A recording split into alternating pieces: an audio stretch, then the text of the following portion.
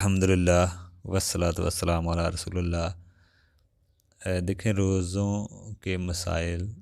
आज हम देखेंगे कि अगर कोई शख्स जुनूबी हो, इस बात पर उलमा का इजमा है कि अगर कोई आदमी जुनूबी हो, जनाबत में हो, वो रोज़ा रख कर बाद में गुस्ल कर सकता है नमाज से पहले पहले। इसी तरह हैज़ और नफास वाली औरत का भी यही हुक्म होगा। अगर वो इस हालत में है, उसने अभी गुस्ल नहीं किया, लेकिन ये नफास वाली हैज़ वाली हालत ख़त्म हो चुकी है, उसकी गुस्ल करने वाला है, लेकिन वो पहले रोज़ा रख के बाद में गुस्ल करके ही नमाज़ पढ़ेगी। दूसरी बात, जमा करना तुलुए फ़जर के बाद जायज़ नहीं है, चाहे रोज़ा फ़र्ज़ हो या नफल हो, एक ही हुक्म है। ठीक है ना। जनाबत के लिए फ़ौरी गुस्ल करना ज़रूरी नहीं है, लेकिन बिला वजह बरल जनाबत में रात नहीं गुजारनी चाहिए, क्योंकि तीन किस्म के लोग हैं फरिश्ते इनके करीब नहीं आते। इनमें एक जुनूबी है, जुनूबी शख्स जो गुस्ल जनाबत जिस पे है। दूसरा मसला, अगर कोई आदमी फ़ौत हो जाए तो इस पर फ़र्ज़ रोज़ा रखना बाकी था तो उसके वली रोज़ा रखेंगे।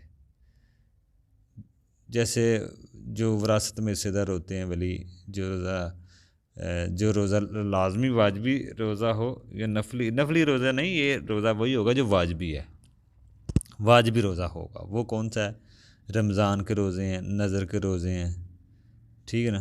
दूसरी बात ये है कि वजूब साबित भी हो, इसे रखने का मौका मिले, लेकिन मरने वाला रोज़ा ना रखे तो इसके वजूब यानी कि साबित हो गया।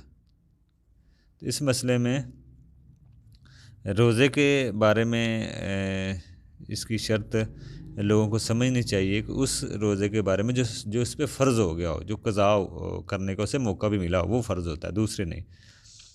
इस मसले में उलमा में इख्तलाफ भी है कज़ा रोज़ों के बारे में।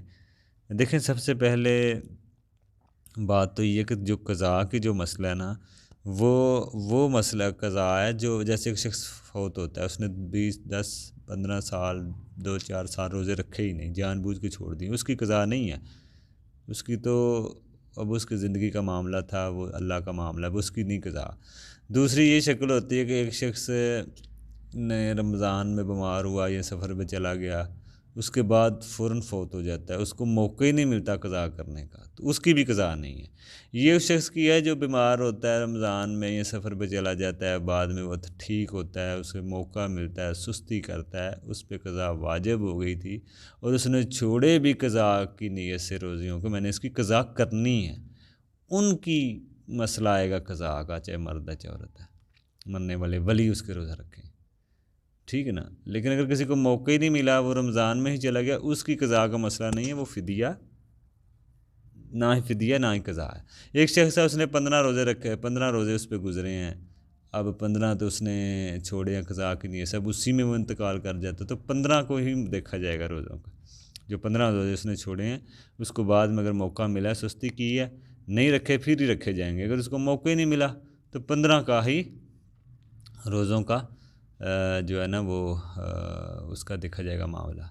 बाकी जिस पे भी आई नहीं, जैसे बंदा अभी 15वें रोज़े या 20वें रोज़े इंतकाल कर जाता, तो अब ज़रूरी नहीं कि उसके पूरे महीने का ही फ़िदिया देना शुरू कर दे बंदा।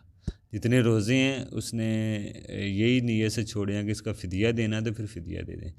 दूसरा मसला ये है कि अगर किसी ने रमज़ान के रोज़े आने से पहले कोई फ़िदिया दे दे, ये बहरहाल सही नहीं है। फ़िदिया वही है जो आप खाते हैं, एक मस्कीन को खाना खिलाना होता है, ये कफ़ारा है। जो रोज़े छोड़े हों, पता है दायमी मरीज़ है, बाद में भी नहीं रखे जाने, उसका ये मसला होगा। बाकी इसमें पहला कौल मैयत के कज़ा रोज़े के रखे जाएंगे। इमाम नववी उलमा अहले हदीस ये कहते हैं कि मैयत के रोज़े रखे जाएंगे। दूसरा कौल अहनाफ का है कि सिर्फ खाना खिलाया जाएगा, कज़ा नहीं है। ये जमहूर का मतलब यही है, सिर्फ खाना खिला दें, मैयत के रोज़े का मसला है। जमहूर में इमाम मालिक, इमाम अबू हनीफ़ा, इमाम शाफ़ी, इनकी दलील ये है कि कोई किसी का बोझ नहीं उठाएगा, ये फरमान है, तो इसलिए हर कोई अपना अपना बोझ उठाए, इसलिए कोई किसी का बोझ क्यों उठाए, वाजिब इस पर था, मैयत पर वही रखे। तीसरा कौल इमाम अहमद बिन हम्बल का रहमहुल्लाह का, वो कहते हैं सिर्फ नज़र के रोज़े पूरे किए जाएँ। अल्लामा अलबानी इसके कायल रहे हैं, शायद वो भी इसके कायल रहे हैं। ये 3 कौल हैं। पहला कौल ज़्यादा बेहतर है कि ये कज़ा की जाए अगर उस पर कज़ा वाजिब थी, तो उस पर की जाए। यही मसला है मैयत के रोज़ों के बारे में। उम्मीद है कि इसकी कुछ समझ आई होगी। अगर किसी भाई को इसका कोई मसले की शक्ल की समझ नहीं आई तो वो व्हाट्सअप नीचे नंबर है, उस पर मैसेज कर सकते हैं। अस्सलाम वालेकुम।